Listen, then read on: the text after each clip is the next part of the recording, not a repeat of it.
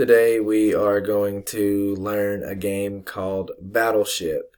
This is a net and wall game and is for 3rd to 6th grade.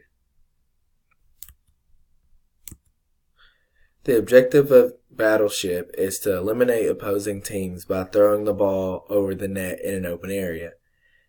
Catching is a catching and throwing activity, and you can divide the teams up. And there could be 5 players on each team. Equipment needed to play Battleship: you can use a volleyball. You're gonna need a volleyball net, and you could also need cones to mark out of bounds area. This is the basic setup of Battleship. As you can see, there are 5 players. Those are the circles with the X's in them on each team.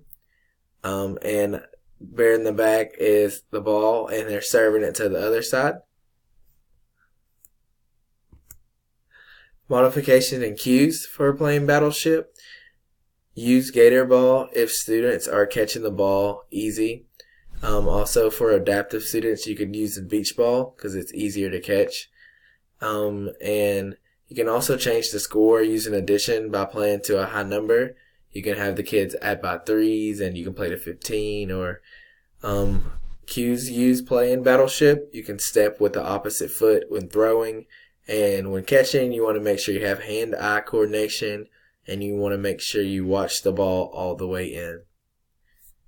Again, this game is called Battleship. It's for 3rd to 6th grade, and it is a net and wall game.